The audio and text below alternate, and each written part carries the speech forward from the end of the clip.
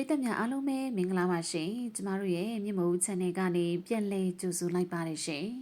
အခုတခါတင်ဆက်ပေးမယ့်ဇာတ်လမ်းကောင်းလေးကတော့ဘွားမယ်စိတ်နဲ့မနာလိုစိတ်ဖြင့်ပြူစားသူဆိုတဲ့ဇာတ်လမ်းလေးပဲဖြစ်ပါတယ်ရှင်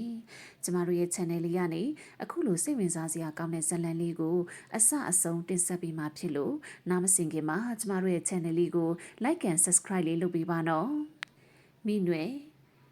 နမေအရင်ကတော့နွယ်နွယ်ဖြစ်ပြီးနေထိုင်ရမကြီးတော့ရွာမှာမိနွယ်ကိုမသိသူမရှိခဲ့ပါဘူးမိနွယ်ကအသက်အပြင်25နှစ်အရွယ်ဖြစ်ပြီးရွာရဲ့ကိုနောင်ကိုင်းအချောလာလေးတူဖြစ်ပါတယ်ဒါပေမဲ့မိနွယ်ရဲ့အလှထက်မိနွယ်ရဲ့ကောင်းမွန်တဲ့စိတ်ထားလေးတွေကိုလူအများကသဘောကျနှစ်သက်ကြတယ်လေမကြီးတော့ရွာရဲ့တာရေးနာရေးပွဲတွေမှာရွာသူမိန်းကလေးတွေကိုမိနွယ်ကပဲဥဆောင်ပြီးဝိုင်းဝန်းကူညီပေးတတ်တယ်ဒါအပြင်ဖះเจ้าကန်တန်ရှိတွေပါမကြမ်းလူစုပြီးသွာလာလောက်ကင်ကုသိုလ်ပြုတတ်တဲ့မိနွယ်လိုမိန်းကလေးကိုတားရှင်မိဘတွေကလည်းသဘောကျနေကြတာပေါ့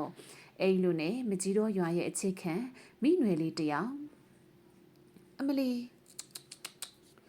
မိနွယ်မနဲ့အိယာထားမှာရုတ်တရက်ဆိုသလိုခါးကနာကျင်လာပြီးအော်လိုက်မိတယ်နာကျင်နေတဲ့ခါကိုလက်တစ်ဖက်ဖြစ်ဖြစ်ရင်အိယာတက်ကနေအာပြုထလာခဲ့တယ်ဒါပေမဲ့အမလီမိနွယ်ကမထနိုင်ပဲပြန်လဲကျသွားတယ်လေသမီးဘာဖြစ်တာလဲမိနွယ်ရဲ့လဲကျတဲ့နဲ့အော်တန်ကြောင့်မိခင်ဖြစ်သူဒေါ်သိန်းကအပြေးတစ်ပိုင်းနဲ့မိနွယ်ရဲ့အခန်းထဲကိုပြေးဝင်လာတာပေါ့အဲ့ရထဲမှာလဲကျနေတဲ့အနေအထားရှိနေတဲ့မိနွယ်ကိုအမေကျုပ်ခါးရီနာလိုက်တာတော့ကျုပ်ထတာမရဘူးအမေရဲ့ဟင်ဘလို့ဖြစ်ရတာလဲမင်းညအဲ့ရဝင်တော့အကောင်းကြီးပါသမီးရဲ့ကျုပ်လည်းမသိပါဘူးအမေရဲ့အခုကျုပ်ကိုထူပေးပါလားတော့အော်အေးလာအမေတွဲပေးမယ်ဒေါ်သိန်းကသမီးဖြစ်သူမိနွယ်ကိုတွဲထူပေးလိုက်တယ်တွဲကိုထူပေးနေရင်မှာပဲအမလီနာလိုက်တာတော့အမေကျုပ်မရဘူးခါနာတယ်တော့အမလီကျုပ်ကိုအေးရတယ်ပဲပြန်လှည့်ပေးပါတော့ကျုပ်မထနိုင်ဘူးအော်ငါသမီးလေးရဲ့ဘလို့ဖြစ်ရတာလဲမိနွယ်ကအေးရထဲမှာမှောက်လျက်ပဲလှဲချလိုက်တယ်ခါအထက်မှနာကျင်ခြင်းကြောင့်မိနွယ်ကမထနိုင်ရှာပါဘူးမိနယ်ရဲ့မိဘမောင်ဘွားတွေကလည်းမိနွယ်အတွက်စိတ်ပူပြီးဆေးဆရာကိုပြင်ပြီးကုသပေးကြတယ်လေဒါပေမဲ့မိနွယ်ရဲ့ခါနာတဲ့ဝေဒနာကမပြောက်ကင်းသွားပါဘူးရွာသူရွာသားတွေကလည်းမိနွယ်ရဲ့အဖြစ်ကိုသိလာကြလို့လာရောက်မေးမြန်းကြတာပေါ့ရက်ကိုလာစားတော့လဲမိနွယ်ကအိယာထဲမှာလူမမာလို့ပဲဖြစ်နေရှာတယ်အမိမသိတဲ့မိမိရဲ့ဝေဒနာကြောင့်ပဲမိနွယ်ခမစိတ်ကောလူကောပြင်းပန်းနေရှာတာပေါ့အရင်ကလိုရွာရဲ့တာရေးနာရေးပွဲတွေပါမိနွယ်ဝင်ပါနိုင်တော့ပါဘူးမိနွယ်ရဲ့ဝေဒနာကိုသာအဖော်ပြုရင်အိယာထဲမှာနေ့စဉ်လဲလျောင်းနေရှာတာပေါ့လေကျုပ်တော့အမမိနွယ်ဖြစ်တာမယူသားဘူးထင်တဲ့အမေရမိနွယ်ရဲ့မောင်ဖြစ်သူဖိုးတော်ကပြောတော့ဖိုးတော်ရဲ့စကားကြောင့်မိခင်တော်သိန်းက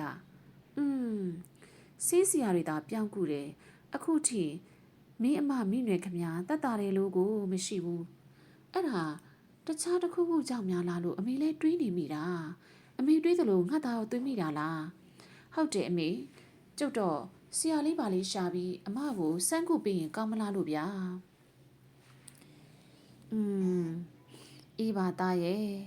မင်းစုံစမ်းမိတာပြင့်ငယ်စမ်းပါအမေမင်းအဖေကိုပြောထားလိုက်မယ်ဟုတ်ပြီအမေဒါဆိုကျုပ်ရှာပြင့်ခဲ့မယ်နော်အေးသားပြင့်တာပြင့်ခဲ့နော်မိနွယ်ရဲ့မိဘတွေမိနွယ်ကိုဆေးဆရာတွေနဲ့ခေါ်ပြီးတော့မေးမြန်းကြပေမဲ့လေ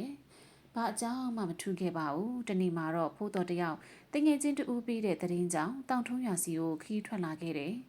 အဲ့ဒီခီးမှာမိနွယ်အတွက်ပဲပေါ့အင်ရှင်တို့ရှိလားဗျရှိတယ်ဝေးဝင်လာခဲ့ဝိုင်းထဲကိုဟုတ်ကဲ့ဗျဒေါ်ဝင်းကချန်ပီယံကနေအော်တန်ကြောင့်ဘယ်သူမှမသိပဲနဲ့ဝိုင်းထဲကိုဝင်ခိုင်းလိုက်တယ်လေဝိုင်းထဲဝင်လာတော့လူရွယ်ကိုဒေါ်ဝင်းကတော့မျက်မှောင်ကျုပ်ပြီးကြည့်နေတာပေါ့အဲ့ဒီလူငယ်ကိုသူတခါမှမမြင်ဘူးလေဘယ်သူများတော့ကွယ်ဒေါ်ဝင်းရဲ့အမေကြောင့်ဒေါ်ဝင်းထိုင်နေတဲ့ကုပြစ်အနီးစီကိုရောက်လာခဲ့တဲ့လူရွယ်လေးကကျုပ်အမိကဖိုးတော်ပါမကြီးတော့ရွာကလာတာပါအကြီးဘွားမယ်စိန်ရှိလားဗျဟမ်ဘွားမယ်စိန်ဆိုတာအကြီးမေပါကွယ်ကောင်းလေးရဲ့အော်ကတော့ပါနော်ကျုပ်မသိလို့ပါအေးနေပါအောင်မကြီးတော့ဆိုတာဟိုးအရှိဘက်ကရွာမလားတို့ရွာနဲ့ဝေးသားပဲမောင်ရင်ကဘာကိစ္စရှိလို့တော့ကွယ်ကျုပ်အမရဲ့ဝေဒနာကို ကုသပေးခြင်းလို့ပါဗျာအတိတွေကဒီရွာဘွားမေစိန်ကကုသပေးတယ်ဆိုလို့ကျုပ်ဘွားဆီယာမကိုလာပေးနာပါဗျအေးကုတာတော့ကုပေးတယ်လေမောင်ရင်တို့ရာအရန်ဝေးတော့အကြီးမေသွားလာရတာအဆင်ပြေပါမလားလို့လေမပူပါနဲ့ဗျာကျုပ်မှလှဲပါပါတယ်ဟိုးကွင်းမြင်မှာမကြီးအောက်မှာကျွန်တော်လှဲကိုချွတ်ခဲ့တာဗျဖိုးတော်ကသူ့မှာလှဲပါကြောင်ပြောလိုက်တယ်မောင်ရင်လှဲပါတာအကြောင်းမဟုတ်ပါဘူးကွယ်အကြီးမေကအသက်ကြီးတော့ခရီးပင်မမှာစိုးတာပါအော်ဟုတ်ကဲ့ကျုပ်တို့စီမလိုက်နိုင်ခဲ့ရင်လဲဘွားမယ်စိန်နဲ့တော့ကျုပ်တွေ့သွားပြရစီဗျာအေးပါကွယ်ခဏတော့စောင့်မေအောင်အကြီးမေကရွာဖုံးကြီးကြောင်သွားလို့တကြနေပြန်လာပါလိမ့်မယ်ဒါနဲ့ခီးဝေးကလာတာဆိုတော့ထမင်းရောစားပြီးပြီလားမစားရင်အကြီးကူးလိုက်မယ်လေနေပါစီဗျာကျုပ်ထမင်းလုပ်ပါလာတာအစိုးရမှာစားထားတာဗျအော်အေးပါဒါဆိုလဲလက်ဖက်လေးယူနေချမ်းလေးတော့တောက်နော်ဟုတ်ကဲ့ဖိုးတော်တယောက်ဒေါ်ဝင်းရဲ့စကားတွေကိုပြန်ပြေးရင်ဘွားမေစိန်ပြန်လာဖို့စောင့်မျှော်နေရှာတယ်သူရဲ့စိတ်ထဲမှာတော့ဘွားမေစိန်တယောက်သူတို့ရွာစီကိုလိုက်လာပါစီလို့ဆုတောင်းနေရှာတာပေါ့လေဘွားမေစိန်ပြန်လာတော့ဒေါ်ဝင်းကအကျိုးအကြောင်းပြောပြလိုက်တယ်အဲ့ဒီအခါဘွားမေစိန်ကဖိုးတော်ကိုတစ်ချက်စူးစိုက်ကြည့်လိုက်တယ်အမေခီးပင်ပန်းထားတာကြောင့်ကျုပ်ကမလိုက်နိုင်တာကိုပြောထားတယ်အမေဒေါ်ဝင်းကပြောလိုက်တော့ဘွားမေစိန်ကလိုက်မယ်မောင်ရင်ဘွားလိုက်ခဲ့မယ်ဘွားသာမလိုက်ရင်မောင်ရင်အမအတွက်အသက်ရှင်ဖို့လမ်းမရှိတော့ဘူးမောင်ရင်တို့မှာမကောင်းတဲ့အမှောင်တက်တွေတော်တော်ကိုများနေတာဗျာကဲမိဝေညီရောလိုက်ခဲ့အိမ်ကိုညီမောင်တွေကိုသာစောင့်ခိုင်းထားလိုက်တော့ကဲသွားပြင်စရာရှိရသွားပြင်အေးဟုတ်ကဲ့ပါအမေရဲ့အမေသဘောပါပဲဒေါ်ဝင်းကမိခင်ဖြစ်သူစကားကိုမလွန်ဆန်နိုင်တော့ပါဘူးတစ်ဖက်ကဖိုးတော်ကလည်းဘွားမေစိန်လိုက်လာမှဆိုတာကြောင့်ဝမ်းသာပီတိဖြစ်သွားရှာတယ်လေအဲ့လိုနဲ့ဘွားမေစိန်တို့သားမီးနှစ်ယောက်ဖိုးတော်ရဲ့လဲနဲ့ခရီးထွက်လာခဲ့ကြတာပေါ့ဘွားမေစိန်တို့လိုက်ပါလာတဲ့လှဲလေးကမကြီးတော်ရွာကိုရောက်ရှိလာခဲ့ပါတယ်မကြီးတော်ရွာရဲ့ခြံဝင်းကျဲကြီးတစ်ခုစီကိုဖိုးတော်လှဲကိုမောင်းဝင်လာခဲ့ကြတယ်လေအဲ့လိုနဲ့ဖိုးတော်တို့ကအဲ့ဒီအိမ်ကဖိုးတော်တို့ရဲ့အိမ်မှာပဲဖိုးတော်တို့လဲဝိုင်းနဲ့ဝင်လိုက်တာကိုမြင်လိုက်တာနဲ့မိဘမောင်ဘွားတွေကအိမ်လေးကနေထွက်ပြီးကြိုဆိုကြတာပေါ့ပြီးတော့ဘွားမယ်စိန်တို့ကိုလက်အထက်ကနေတွဲကူချပေးရင်ဖိုးတော်ရဲ့မိခင်တော်သိန်းကဘွားတို့လည်းခီးပန်းလာကြမှာပဲအရင်ထမင်းစားပြီးအနားယူပါဦးနင်းကလေးမအခြေအနေဘယ်လိုရှိလဲဆိုတာသာဘွားကိုအရင်ပြောပြဘွားမယ်စိန်ကလက်အထက်မှာစင်ကအိမ်ထဲကိုရှောက်လန်းဝင်လာရင်တော်သိန်းကိုမေးပါတယ်သမီးအခြေအနေကတော့မတက်တာပါဘူးဘွားရဲ့ကျုပ်တို့လည်းသားနှစ်ယောက်သမီးတစ်ယောက်ရှိရာတယောက်တည်းပါလာတဲ့သမီးကြမှာအခုလိုတွေဖြစ်ရတယ်လို့တော့ကလေးမစီကိုဘွားသွားခြင်းနဲ့လိုက်ပို့ပေးပါဟုတ်ကဲ့ဘွားလာပါလိုက်ပို့ပေးပါမယ်ကျမတို့ဘွားကိုပဲအားကိုးရပါတယ်ဘွားရဲ့အေးမပူနဲ့ဘွားတို့ဒီထီတောင်လိုက်လာပြီပဲကွယ်ဒေါ်သိန်းကဘွားမယ်စိန်နဲ့အတူမိနွယ်ရှိတဲ့အခန်းစီကိုခေါ်ဆောင်သွားပါတယ်သူတို့ရဲ့နောက်ပါမှာဒေါ်ဝင်းနဲ့ဖိုးတော်တို့ကလူစုနဲ့လိုက်ပါလာကြတယ်လေမိနွယ်ကအခန်းအတွင်းလဲလျောက်နေရှာတယ်သူ့ရဲ့ခါအောက်မှာအဝိအခင်းတွေကိုခုပြီးနေတာပေါ့သူကလည်းဝေဒနာကြောင့်အစာလည်းမစားနိုင်ရှာဘူးခန္ဓာကိုယ်ကလည်းပိန်ပိန်ပပလေးပဲဖြစ်သွားပါတော့တယ်ဘွားမေစိန်ဝင်လာတော့မိနွယ်မျက်လုံးလေးနဲ့လှမ်းကြည့်လိုက်တယ်မိနွယ်ရဲ့နှဘေးကိုဝင်ထိုင်လိုက်တဲ့ဘွားမေစိန်ကမိနွယ်အဖြစ်ကိုကြည့်ရင်စိတ်မကောင်းဖြစ်မိရှာတာပေါ့လေကဲသမီးဘွားလာပြီစိတ်ကိုအေးအေးသာထားသမီးရဲ့ဝေဒနာတွေကိုပျောက်ကင်းအောင်ကုသပေးမယ်နော်မိနွယ်ကမျက်တောင်လေးပုတ်ခတ်နဲ့မျက်ရည်လေးတွေကျလာတယ်ဘွားမေစိန်မိနွယ်ရဲ့ခေါင်းကိုသူ့ရဲ့ဘဲဘက်လက်ကိုတင်ပြီးမျက်လုံးကိုမှိတ်ချလိုက်တယ်မျက်လုံးမှိတ်ထားနေရင်နှုတ်ကနေတဖွာဖွာရွတ်ဆိုနေပြန်တယ်အဲ့လိုနဲ့ခဏမြကြတော့သမီးရဲ့ယောဂအစာကိုဘွားသိပြီဒါတာမန်ယောဂတစ်ခုမဟုတ်ဘူးသမီးကိုမနာလိုသူကအောက်လန်းကိုငွေပေးပြီးတမြင့်မြင့်နဲ့သမီးကိုခံစားရအောင်လုပ်ထားတာပဲရှင်ကျမသမီးလေးကိုသမီးနဲ့မတည့်တဲ့သူတွေဘာတွေများရှိသလဲဘွားရဲ့ကျမသမီးလေးကရွာအချစ်ခံလေးပါ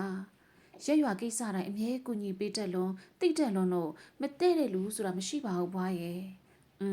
ဒါဆိုရင်တော့ဘွားဘက်ကပဲစီမံပေးတော့မယ်ညီသမီးကိုအသေးလှုပ်ထားတာဒါတော်တော်ကိုမနာလိုမုန်းတီးနေတဲ့သူပဲမို့လို့အေးကုညီပါအောင်ဘွားရဲ့ကျုပ်သမီးလေးကိုကုညီပါအောင်တော့ကဲဒီလောက်သိရရင်ရပြီဘွားဆက်ပြီးတော့စီမံမယ်တိတ်နေကြဘွားမေစိန်ပြောလိုက်တာကြောင့်အားလုံးကတိတ်ဆိတ်သွားကြတယ်န နင်တို့ပြုတဲ့ကံနင်တို့စီပြန်ရောက်နင်တို့တန်နင်တို့ခံစမ်း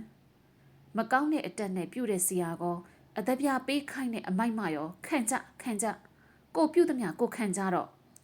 စကားရဲ့အစုံမှာနှုတ်ကနေတဖွာဖွာရွတ်ဆိုပြန်နေရွတ်ဆိုမှုလေးပြီးတော့ရေတစ်ခွက်ခတ်ပေးကြဘွားမေစိန်ကရေတစ်ခွက်တောင်းလိုက်တယ်ရေတစ်ခွက်ရတာနဲ့သူ့ရဲ့လက်ဖွားကိုအဲ့ဒီရေထဲကိုထည့်ပြီးကဲပြေစမ်းအမောင်နေဖဲတော့ဖះတရားတန်ခါအစွမ်းကြောင့်ဒီသမီးလေးပြန်လေကျမ်းပါပါစေကွယ်မိနွယ်ရဲ့ကိုဘော်တလျှောက်ကိုရေမှုန့်နေနဲ့ပတ်ဖြန်းပေးလိုက်ပါတော့တယ်ကိစ္စတော့ပြီးပါပြီ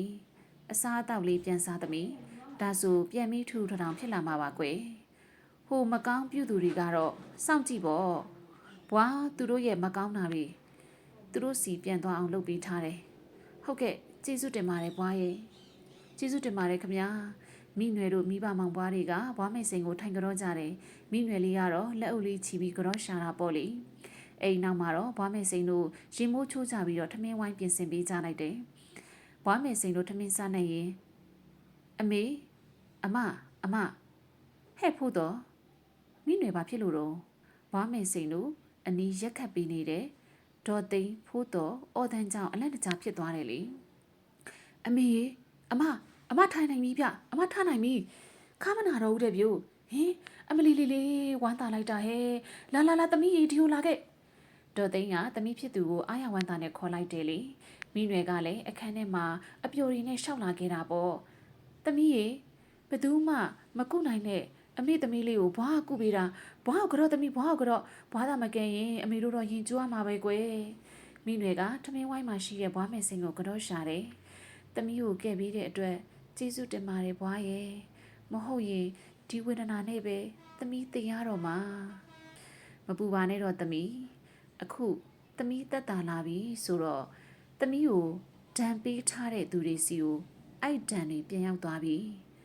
နားထောင်ကြပေါ့ဘယ်သူတွေဘာလို့ဖြစ်ကြမလဲဆိုတာကိုအိမ်ကြီးကဘွားမေစိန်ပြောသလိုပါပဲမိနွယ်တို့မကြီးတော့ရွာမှာအဖြစ်အပျက်တွေဖြစ်ခဲ့တယ်လေအမျိုးသမီးငယ်တူခြံဝိုင်းတွင်းမှာရှိနေစဉ်ဘယ်ကလာမှမသိတော့နွားကြီးကအဲ့ဒီအမျိုးသမီးလေးကိုခွိတက်သွားတယ်နောက်တစ်ဖန်စေးစရာလို့အများသိကြတဲ့လူတူဦးလဲအဲ့ဒီအမျိုးသမီးငယ်နီးတူပဲနွားအခွိခံရပြီးတေဆုံးသွားခဲ့ရပြန်တယ်လေမိနွယ်တို့အတွက်စိတ်မကောင်းစရာကတေဆုံးသွားသူကမိနွယ်ရဲ့တဝန်းခွဲညီအမဖြစ်နေတာပါဘွားမယ်စိန်ပြောတော့သူတို့တန်တွေကိုသူတို့ထံတမ်းမှတ်စွာရောက်သွားခြင်းပဲဖြစ်ပါတယ်နောက်တစ်ဖန်ထူးခြားတာကလူနှစ်ဦးကိုခွေသက်သွားတဲ့နွားကြီးကိုဘယ်သူမှမတွေ့ရှိကြပါဘူးမနာလိုမုန်းတီးခြင်းကလူတဦးရဲ့အသက်ကိုသေစေနိုင်ပါတယ်သူတစ်ပါးပေါ်မနာလိုဝင်တိုစိတ်တွေကင်းရှင်းအောင်ထားနိုင်ကြပါစေကျမတို့ရဲ့ဒီဇလန်းလေးကိုအစအဆုံးနားဆင်ပေးခဲ့ကြတယ်တူတယောက်ချင်းစီတိုင်းကိုကျေးဇူးထူပဲတင်ရှိပါတယ်ဒီဇလန်းလေးကိုနားဆင်ပြီးအားလုံးပဲမနာလိုဝင်တိုစိတ်တွေကင်းဝေးကြပါစေလို့ဆုတောင်းပေးလိုက်ပါတယ်ကျမတို့ channel လေးကိုနောက်ထပ်ဇလန်းကောင်းတွေတင်ဆက်ပေးမှာဖြစ်တဲ့အတွက်စောင့်မျှော်နားဆင်ပေးကြပါဦးနော်ကျမတို့ channel လေးကနေနောက်ထပ်ဇာတ်လမ်းကောင်းလေးတွေအခုလိုမျိုးပညာပေးဇာတ်လမ်းလေးတွေကိုတင်ဆက်ပေးမှာဖြစ်တဲ့အတွက်စောင့်မျှော်နားဆင်ပေးကြပါဦးနော်နားဆင်ပေးကြတဲ့တူတယောက်ချင်းစီတိုင်းကိုကျေးဇူးထူးပဲတင်ရှိပါတယ်ရှင်